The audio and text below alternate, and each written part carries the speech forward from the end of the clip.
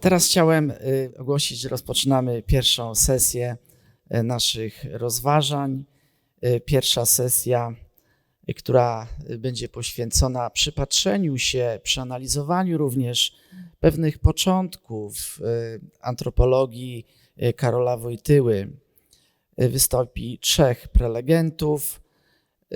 Na początku chciałem zaprosić księdza doktora Dariusza Radziechowskiego z Uniwersytetu Papieskiego Jana Pawła II w Krakowie do tego, aby wygłosił referat zatytułowany Koncepcja człowieka Karola Wojtyły z okresu przedhabilitacyjnego. Bardzo proszę.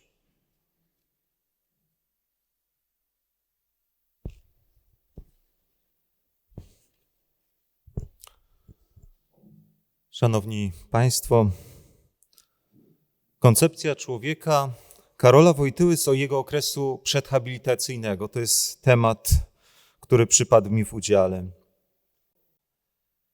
Szanowni Państwo, ksiądz Karol Wojtyła jako filozof jest przede wszystkim reprezentowany przez 2 jego najważniejsze dzieła: Miłość i odpowiedzialność oraz Osoba i czyn.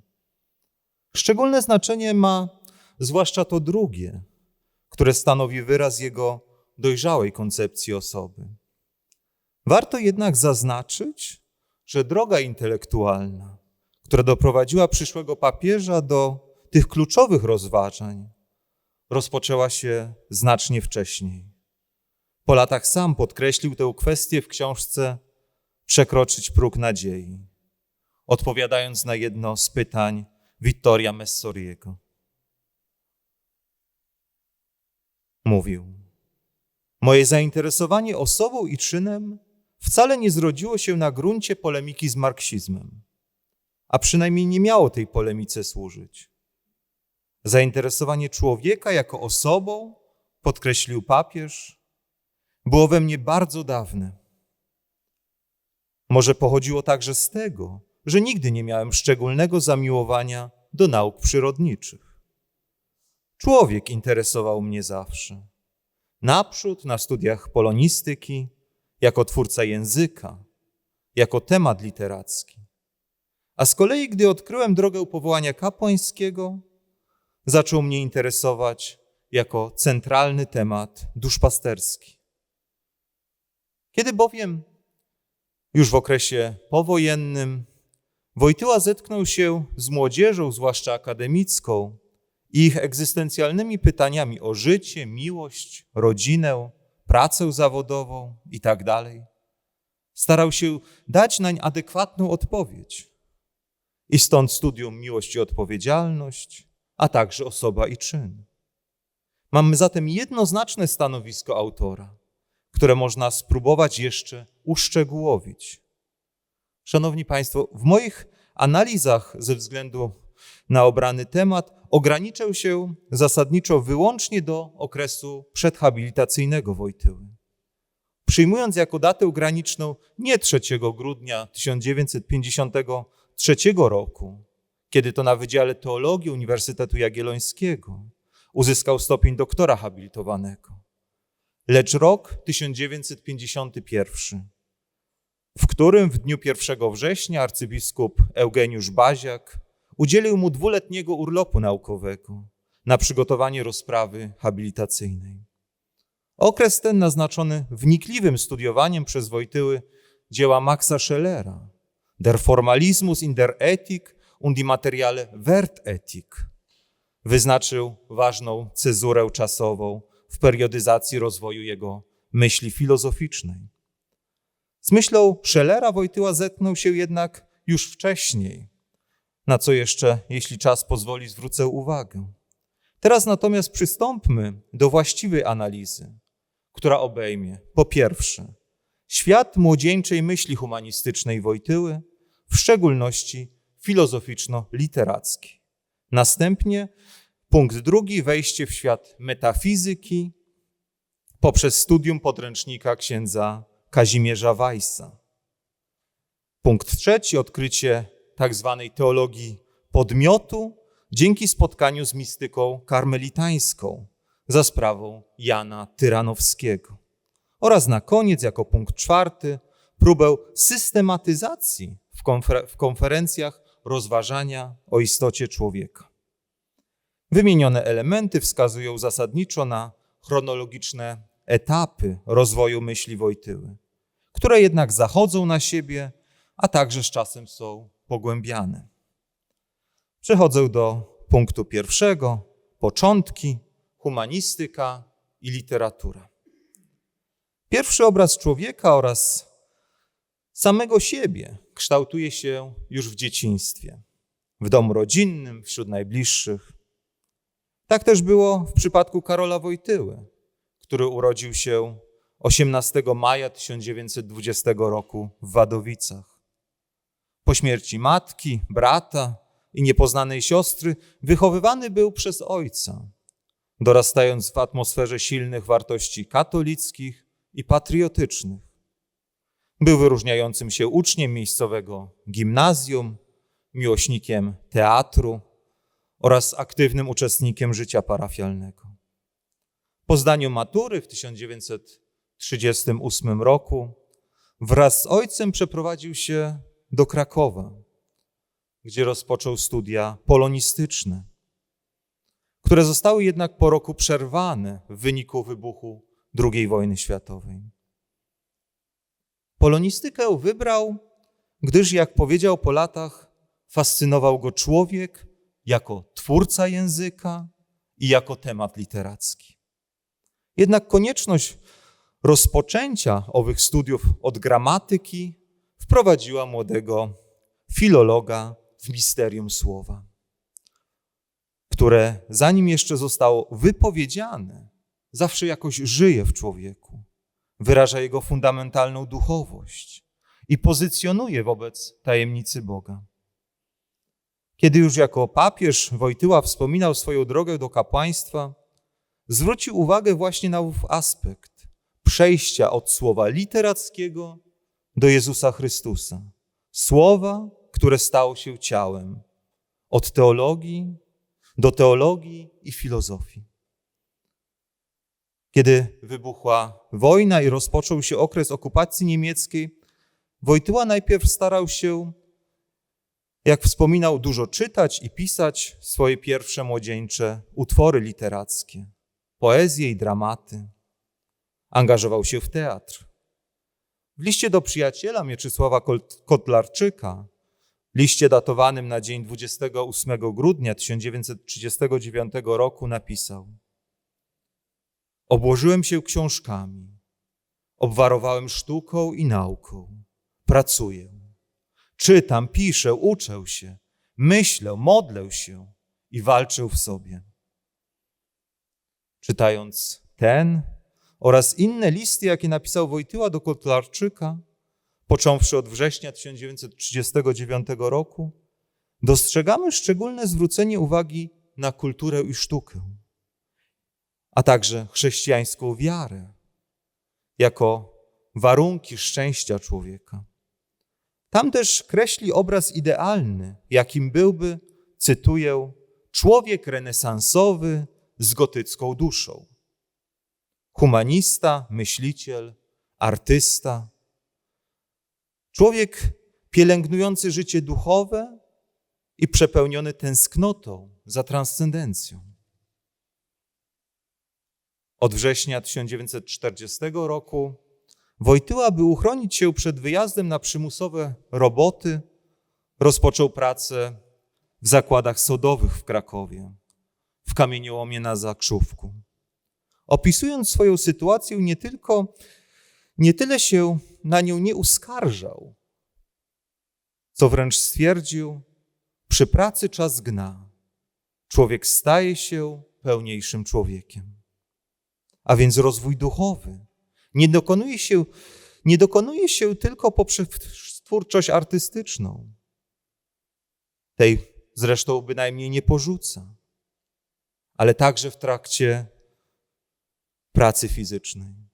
W tych okolicznościach w Wojtyle dojrzyła powołanie do kapłaństwa i w październiku 1942 roku rozpoczyna studia na tajnych kompletach Wydziału Teologicznego Uniwersytetu Jagiellońskiego, jako kleryk zakonspirowanego seminarium archidiecezji krakowskiej. Przechodzę do punktu drugiego, metafizyka i intelektualny przełom. Szanowni Państwo, nowo rozpoczęty w 1942 roku etap życia Karola Wojtyły okazał się dlań znamienny nie tylko z uwagi na odwagę pójścia za powołaniem.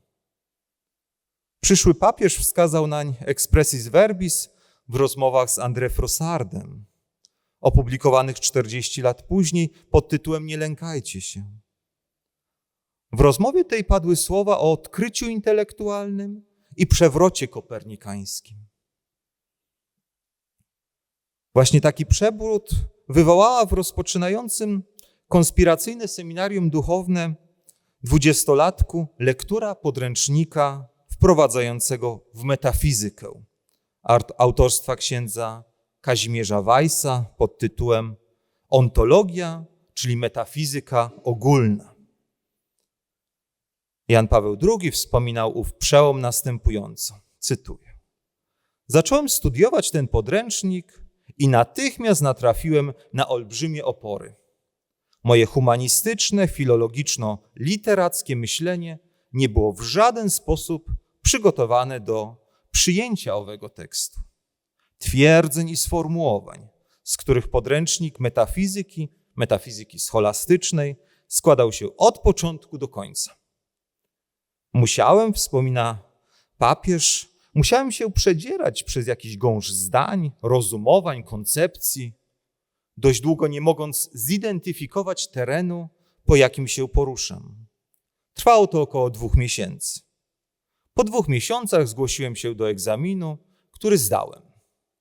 Po egzaminie powiedziałem profesorowi, że ważniejsze od noty, jaką otrzymuję, jest nowe zrozumienie świata, które z tego samodzielnego zmagania się z podręcznikiem metafizyki wyniosłem. Tak jest, nie przesadzę, jeśli powiem, że świat, w którym żyłem dotąd w sposób intuicyjny, a także emocjonalny, został od tego czasu potwierdzony i uzasadniony na gruncie racji najgłębszych i zarazem najprostszych. Ów przełom stał się początkiem budowy, która utrzymuje się do dzisiaj. Tak mówił papież Jan Paweł II. Należy, szanowni państwo, zwrócić uwagę, że Wojtyła miał zasadniczo dobre przygotowanie do studiów. Był cenionym uczniem Państwowego Gimnazjum Męskiego w Wadowicach, które zakończył w 1938 roku egzaminem maturalnym. Następnie już przez rok studiował polonistykę na Wydziale Filozoficznym Uniwersytetu Jagiellońskiego. Pomimo tego w swoich wspomnieniach podkreślił przełomowy charakter spotkania z metafizyką.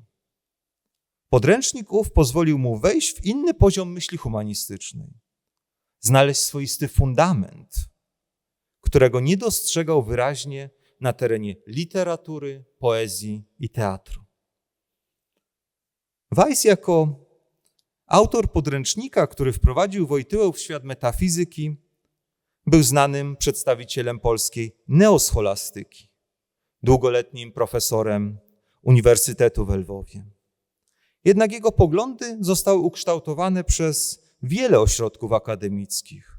Kolejno Innsbruck, Rzym, Fryburg szwajcarski, Louvain, Fulda i Wrocław. I w konsekwencji jego tomizm między innymi miał pewne powiązania ze szkotyzmem, a także nie bezkrytycznie czerpał z poglądów Franciszka Saureza, Kartezjusza, a nawet nauk szczegółowych. Nie ma tu jednak, szanowni państwo, miejsca na szczegółowe analizy. Tym, co w naszym temacie jest kluczowe, jest koncepcja człowieka, z jaką spotkał się Wojtyła w odnośnym dziele. Już na samym początku młody alumn mógł zauważyć, że omawiając pojęcie bytu, Weiss podkreślił, że nazwy rzecz i coś są traktowane synonimicznie. Jednak zazwyczaj stosujemy je tylko do jestestw niższych od człowieka, czyli jestez nieosobowych.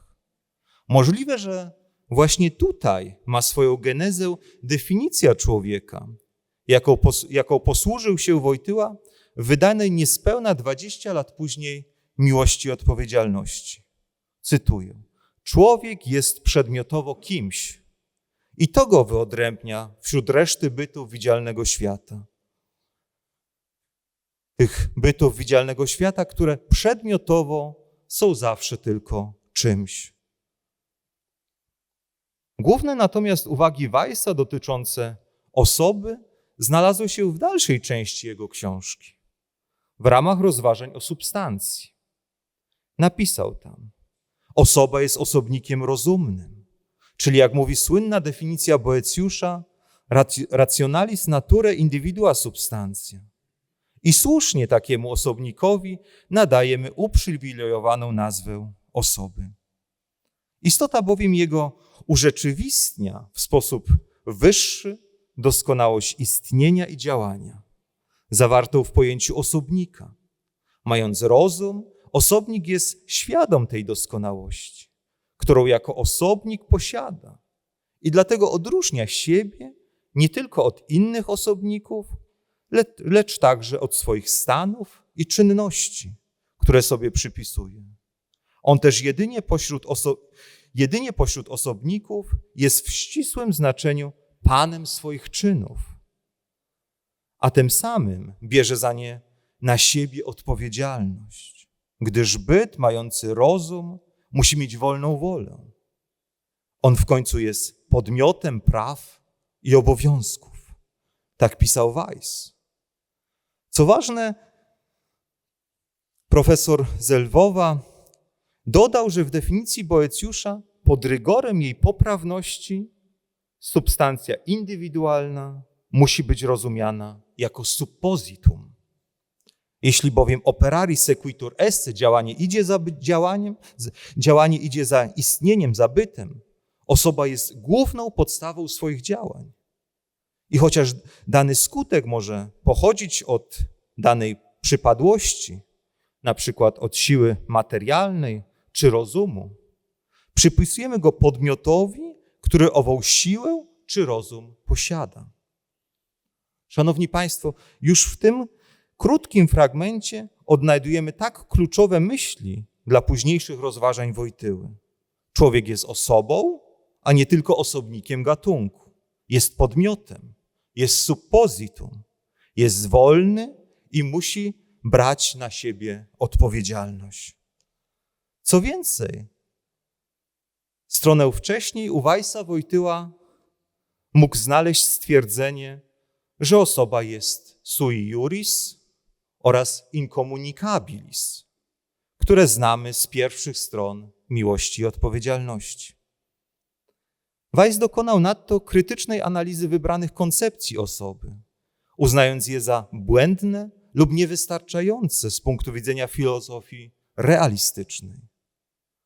Szczególnie krytycznie odniósł się m.in. do stanowisk Kartezjusza, wedle którego osoba to byt aktualnie myślący, Johna Locke'a i jego kontynuatorów, którzy utożsamiali osobowość z świadomością o sobie, Davida Hume'a, odrzucającego substancjalność osoby i pojmującego ją jako zbiór albo skutek rozmaitych percepcji, to jest wszelkich treści świadomości, związanych w jedność poprzez pewne stosunki, a także Maxa Schellera, dla którego osoba stanowiła jedność rozmaitych stanów przeżywanych.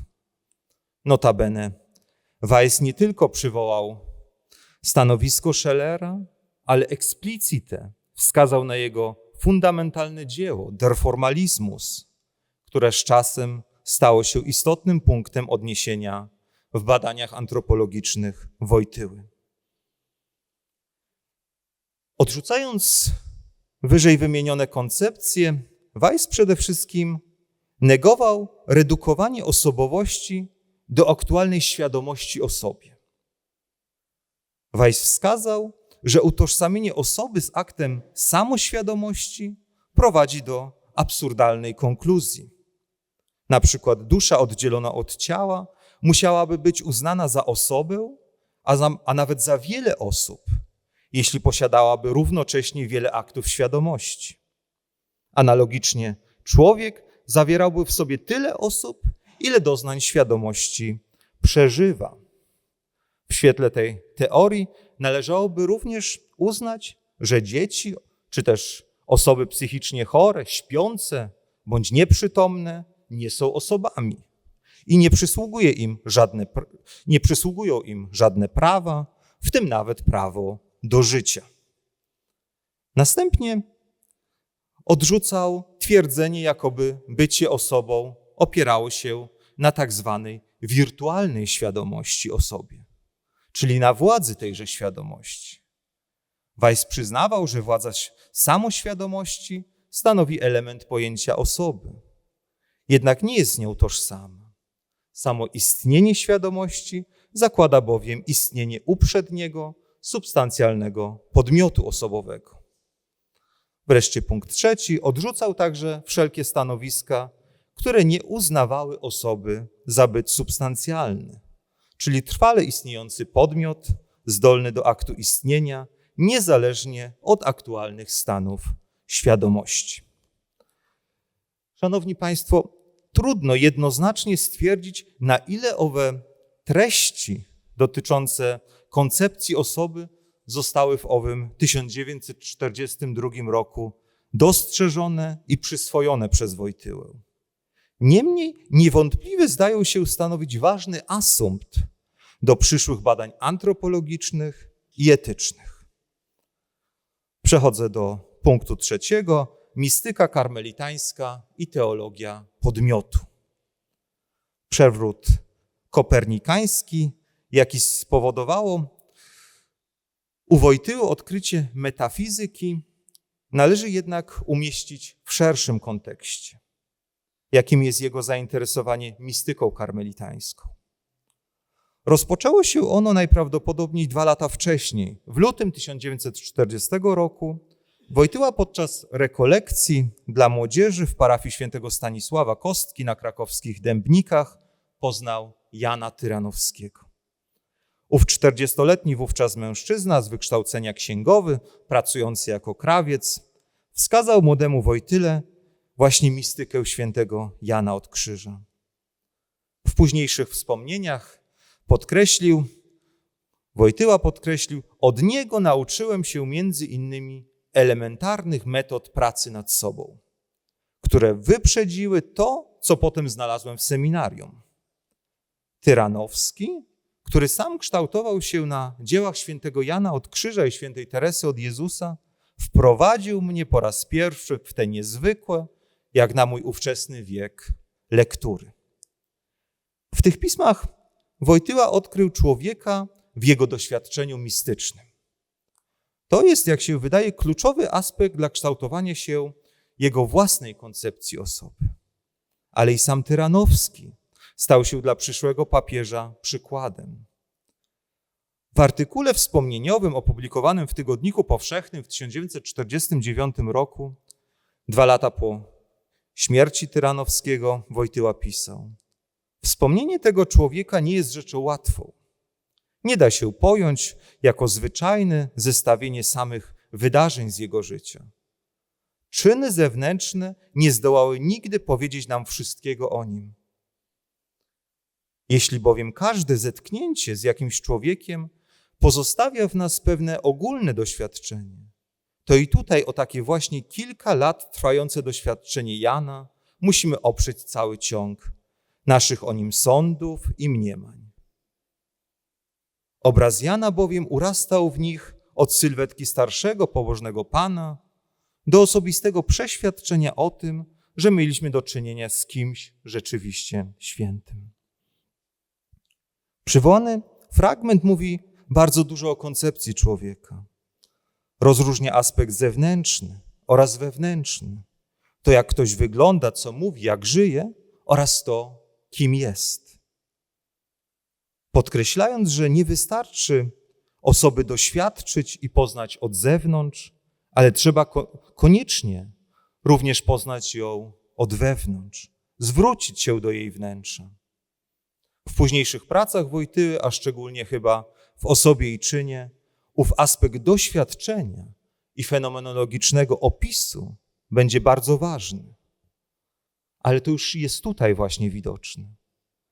Fascynacja doświadczeniem mistycznym, szanowni państwo, zaowocuje także pracą doktorską Karola Wojtyły. Doctrina de fide apud San Ioannem a Cruce, którą przygotował podczas studiów na papieskim międzynarodowym Atheneum Angelicum, obecnie Papieski Uniwersytet Świętego Tomasza. W dysertacji tej dał wyraz zainteresowaniu podmiotowemu wymiarowi czynów osoby. W 1951 roku opublikował w miesięczniku Znak artykuł o humanizmie świętego Jana od Krzyża, który można potraktować jako swoistą teologię podmiotu, ale to również wykład antropologii. Wojtyła podkreśla tam, że dzieła mistyczne świętego Jana, mówiące o zjednoczeniu duszy z Bogiem, zawierają treść humanistyczną i sprawę człowieka. Zauważył to już, jak podkreślił Wojtyła, noblista lekarz Alexis Carrel, autor książki Człowiek, istota nieznana, który właśnie u świętego Jana od Krzyża odnalazł źródło tej wiedzy o człowieku, która wymyka się naukom medycznym, psychicznym, przyrodniczym, psychologicznym itd. Jak zauważył Wojtyła, święty Jan od Krzyża wyraźnie odróżnił ową sferę łaski od natury człowieka. A co ważne, nie ujmował tego wyłącznie jako biernego przyjęcia rozumowań teologicznych, ale jako aktywne doświadczenie w życiu wewnętrznym. Można tutaj powołać się też na właśnie fragmenty tego artykułu o humanizmie świętego Jana od Krzyża, ale przejdę już do punktu 4. Próba systematyzacji myśli o człowieku. Kiedy po studiach w Rzymie w 1948 roku Wojtyła wrócił do Polski, rozpoczął posługę wikariusza. Najpierw w Niegowici, następnie w Krakowie u świętego Floriana. Tam też zaangażował się w pracę duszpasterską z młodzieżą. Tam też na prośbę studentów wygłosił 2 serie konferencji. Pierwszą o Bogu, o poznawalności i poznawaniu Boga, drugą o człowieku, rozważania o istocie człowieka, która dostarcza nam nieocenionego materiału dla poznania koncepcji człowieka, jaką głosił Wojtyła na tym etapie swojego życia. Ksiądz Tadeusz Szlipko, który opatrzył swoim wprowadzeniem pierwsze wydanie książkowe rozważań o istocie człowieka, które ukazało się bardzo późno, dopiero w 1999 roku, 50 lat po ich wygłoszeniu. Stwierdził, że jest to pozytywna apologetyka broniąca perspektywy katolickiej wobec ateizmu i filozofii marksistowskiej. W istocie jednak, szanowni państwo, nie ma tam polemiki, ale jest próba dania adekwatnej odpowiedzi na pytanie o istotę człowieka. Autor rozpoczyna swoje rozważania od określenia realistycznych podstaw wiedzy o człowieku, opierając się na doświadczeniu, które dostępne jest każdemu. Pokazuje, że istoty człowieczeństwa należy szukać w głębi ludzkiej duszy. Analizuje sfery i stopnie ludzkich przeżyć, poznanie zmysłowe i umysłowe, dziedzinę pożądawczą i wolność woli. Warto podkreślić, że w toku wywodu Wojtyła odwołuje się zarówno do klasycznej wykładni filozofii w ujęciu świętego Tomasza z Akwinu, ale także psychologów Alberta Dryjskiego, Johannesa Lindworskiego czy Mieczysława Dybowskiego. To wszystko prowadzi do próby uchwycenia specyfiki ludzkiej osoby. Konkludując rozważenia, filozoficzne Wojtyła napisał: człowiek jest osobą. Stanowi on nie tylko jednostkę w odrębie swego gatunku, ale każda taka jednostka, każde ludzkie indywiduum posiada ten szczególny rys i znamię osobowości. Stara definicja Boecjusza określa osobę jako substancjalny byt jednostkowy natury rozumnej. Filozofia nowoczesna, która bardziej ujmuje rzeczy od strony ich przejawów, bardziej od strony przejawów niż od samej najgłębszej ich istoty, stanowi źródło owych przejawów. Określa jako znamię osoby bądź świadomość, bądź też odpowiedzialność. Jakkolwiek do tego będziemy podchodzić, zawsze okaże się w końcu, że życie osobowe i sam fakt osoby są bezpośrednio związane z pierwiastkiem z duchowym, z duchowością. Osobą może być tylko byt duchowy, bo tylko na kanwie duchowości daje się pojąć świadomość, zwłaszcza zaś samoświadomość i wolność i odpowiedzialność. Wojtyła nazywa prezentowane podejście personalizmem, który zdefiniował jako ujmowanie i rozwiązywanie różnorodnych zagadnień i spraw ludzkich zgodnie z założeniem: człowiek jest osobą, wartością niepowtarzalną i nieprzemijającą. W innym poniekąd uzupełniającym omawiane rozważania artykule pod tytułem Tajemnica i człowiek Wojtyła rozwinął myśl o szczególnym stanowisku człowieka w świecie, odwołując się do koncepcji Mikołaja Hartmana, ujmującej człowieka, a właściwie człowieczeństwo w kategoriach mikrokosmosu, który skupia w sobie wszelkie doskonałości wszechświata. Wracając do rozważań o istocie człowieka, należy dodać, że w ich ostatnim rozdziale Wojtyła rozwija teologiczną refleksję nad człowiekiem, ukazując go w świetle nadprzyrodzonym, jako istotę, która została przyjęta, usynowiona przez Boga, co otwiera ją na tajemnicę uczestnictwa w życiu Trójcy Świętej. Kwestie te pojawiają się również we wspomnianym wyżej artykule, który podkreśla wagę tajemnicy wcielenia dla rozumienia rzeczywistości człowieka. Szanowni Państwo, kilka zdań konkluzji i już oddaję głos następnemu prelegentowi. Analiza życia i myśli Karola Wojtyły do roku 1951, czyli do rozpoczęcia przez niego pracy nad rozprawą habilitacyjną, ukazuje podstawowe źródła kształtujące jego koncepcję człowieka. Po pierwsze, jest to świat literatury i sztuki, w którym Wojtyła aktywnie uczestniczył. W tej perspektywie ideałem był tak zwany człowiek renesansowy z gotycką duszą, czyli innymi słowy humanista otwarty na transcendencję. Następnie odkrywcze spotkanie z metafizyką, które niejako podpowiedziało Wojtyle właśnie fundament, jakim jest człowiek jako osoba. Nie tylko jednostka gatunku ludzkiego, ale niepowtarzalne suppositum. Ten, który jest sui juris i incommunicabilis. A także, nie mniej ważne niż poprzednie, odkrycie mistyki świętego Jana od Krzyża, która uwrażliwiła Wojtyłę na aspekt doświadczenia życia wewnętrznego człowieka, duchowości, która przekracza aspekt przyrodniczy i psychologiczny.